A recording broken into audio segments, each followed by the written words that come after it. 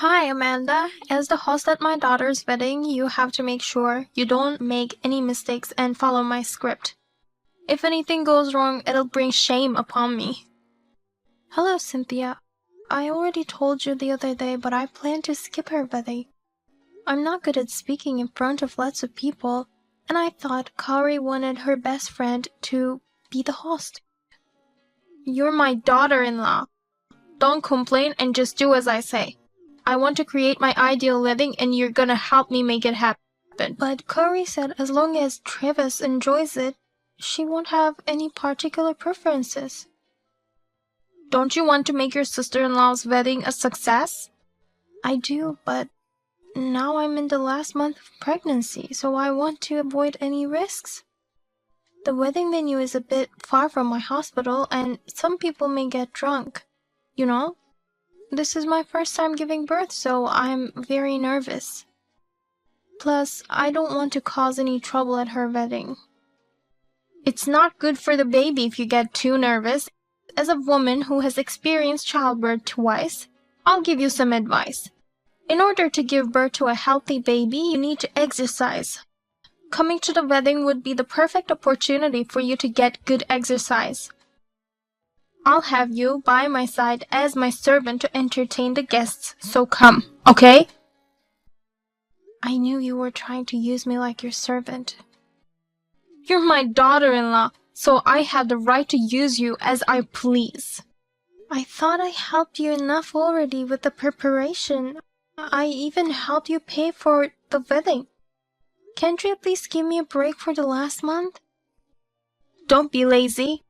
Anyway, I will never allow you to skip the wedding. Got it? You useless daughter-in-law. I can't believe you really skipped Kari's wedding. It's such a shame that my eldest son's wife didn't attend. I told you in advance, didn't I? I'm in my last month of pregnancy and my due date is coming up. I told you I wanted to skip the wedding to avoid any trouble. I didn't think you'd really be absent. Well, it's too late for you to apologize now. What? What do you mean? We don't need a useless daughter-in-law who would skip her sister-in-law's wedding just because she's in her last month of pregnancy. I filed for your divorce today. Now it's time for you to get out of this house. You filed divorce? Divorce between Travis and me? That's right. A useless woman like you is no good for my son. You can't just file for other people's divorce. I have to call the authorities right away. It's too late. It's already been accepted. I just did some research and it seems that divorce papers submitted without consent can be invalidated. Too bad. But this is all because of you, skipping Kari's wedding. Without you, I had no one to do my biddings, and the wedding became nowhere near my ideal wedding. So I think you should just shut up and accept the divorce. Aren't you worried about the baby in my belly? Don't you hope for the best for her? Nothing bad will happen. I think you've seen too many dramas. Anyway, until you reflect on your actions enough, I won't let you in my house. Now, pack up your stuff and get out of this house. We're going to the after party, so you should be out by the time we get back. Amanda, how are you feeling? I'm heading home now, so let me know if you need anything. I'm still fine, thank you for your concern. But don't you have to go to the after party too? I had no intention of going. If I were Kari and her friends, I wouldn't want my parents to come. But your wife said she's going. Yeah, she wasn't happy with today's wedding. I guess she's going to the after party to vent her frustration. But I don't know if it's gonna be fun partying with such young people. I'm sorry. It's because of me. Why are you apologizing? Your wife is in a bad mood because I missed the wedding. Did Cynthia say something to you? Yes, that a useless wife who misses her sister-in-law's wedding should get out of the house. What? I'm sorry, Amanda. No, you've done nothing wrong. What the hell is Cynthia doing? You're in the last month of pregnancy. How is gonna take responsibility if something happens to you or the baby? Has she done anything else to you? As a matter of fact, she filed for our divorce without permission.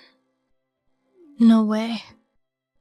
I'm going to call the authorities tomorrow and ask them to take it down, but I was surprised she'd go that far. Okay, I'll talk to her about it too. You tipped off my husband. He got mad at me because of you. It's the daughter-in-law's duty to accept the mother-in-law's words without telling others about it. Shame on you. I've done nothing wrong. You know, I'm in the last month of pregnancy and still you try to kick me out. Your actions have gone too far. I don't care what you think. A daughter-in-law who won't even listen to her mother-in-law needs this much of a punishment. Enough is enough. You may dislike me, and that's totally fine, but I have a child in my belly now. How could you kick me out of the house or file for divorce when I'm in such a condition? How can you be so cruel? This is my first childbirth. I'm worried every day if I'll be able to give birth safely. Please don't disturb me anymore. You're so annoying. This house you're living in now is ours. You should be grateful that you get to live in such a fine house. You really don't care what happens to me or the baby. What I want is a lovely daughter-in-law who is obedient. I don't want a rebellious wife like you. I understand. Then I have my thoughts too. I'm sure it's not something that will trouble me. You'd better be prepared. I have nothing to be afraid of. Try to trouble me if you can. Hey, Greg. I can't get in the house. What's happening here? The key doesn't fit. Did that useless daughter-in-law do something? Amanda has nothing to do with it. Then who did this? It's my doing. You changed the locks? Yes, I changed the locks on the house while you were out. You can't get into the house with the key you have now. Huh, why would you do that? I can't get into the house with this. I'd understand if you're trying to get rid of that useless woman, but why would you lock me out of our house? You told Amanda to get out of this house. So what? Amanda will never leave the house. We're the ones who have to leave. What do you mean? We built that house. So why are you saying that as if it belongs to Amanda? In fact, it's Amanda's house. Why? Explain it to me so I can understand. This house was built with a loan made by us. But you designed it unnecessarily gorgeous to show off. The extravagant exterior, a huge yard with extra space, and even the interior is elaborate. In the end, we had to take on a lot of debt to pay the mortgage on the house, right? Yes, but you said you already paid that off. Were you not listening to me? It's not us who paid off the debt. It was Amanda's father who took care of it. What? Amanda's father made a proposal to pay off the rest of the debt, saying he was grateful that his daughter could live in such a nice house in an ideal location. Amanda seemed to have told him how much he liked our house. His only condition was to change the house owner to his daughter. We were planning to give this house to our son and his wife eventually, so I agreed. That's why the house is hers. You never told me about that. Why did you agree to that without asking me? I did tell you, but you only heard the part where would be free of debt. You said I could do anything as long as the debt would be paid off. Anyway, if Amanda doesn't want to live with us, she has the right to kick us out. Oh, no! Not only will she not attend the wedding, but she's kicking her family out? I can't believe this. Greg, let's sue that woman. No, she gave me permission to live there, so there's no need for me to sue her. What? Amanda said Travis and I can continue to live there. She could have kicked us all out right away, but she was kind enough to let us stay. So I'm the only one who got kicked out? You have no right to be angry at her. You know what you've done to her, right? That woman, she messed with my family. I'll pay for you to stay in a hotel for a few days. So, in the meantime, think about what you should do. You could apologize to Amanda and ask for her forgiveness if you want to live here. Or you can just live on your own. I'll never apologize. Could you talk to Amanda and ask her to forgive me? If you ask her, I'm sure she will forgive me. I told you, didn't I? If you want to come back to this house again, apologize to Amanda. Well, it's up to her whether she forgives you or not. You're just taking her side because she's young. Did she seduce you to gain more allies? No wonder you're so nice to that woman. Stop saying such rude things. I just don't approve of your behavior, that's all. Don't blame Amanda for everything. If it wasn't her fault, whose fault is it? Don't you get it? You brought this whole thing on yourself, didn't you? I'm fed up with your pretentiousness. At Kari's wedding, you ignored the bride's wishes and forced your own ideals on her. As a result, the wedding cost became too much for us to afford, and you had Amanda to support you. It's the same with the house. I told you we should build a house that suits our needs, nothing more. But you went and talked to the builders on your own, and the budget increased. The result is that debt. If it wasn't for Amanda and her father, we'd still be struggling to pay our debts. But the debt is already paid, so it's all good, right? It's not that simple. I have a problem with your way of thinking. Even this time at the wedding, you just tried to make your pregnant daughter-in-law work to make yourself look good. She's carrying our grandchildren. How could you do such an inhumane thing? You can still work even if you're pregnant. You're too paranoid. I guess there's nothing I can say to change your thoughts. But I'll tell you this much. It's not Amanda and our son who should file for divorce. It's us. You're kidding. I'm tired of dealing with you. You won't listen to me at all. Besides, I don't want a wife who commits crimes. Crime? What are you talking about? I assume you didn't know, but filing divorce papers for others without their permission is a crime of forgery. Amanda decided to file a police report against you.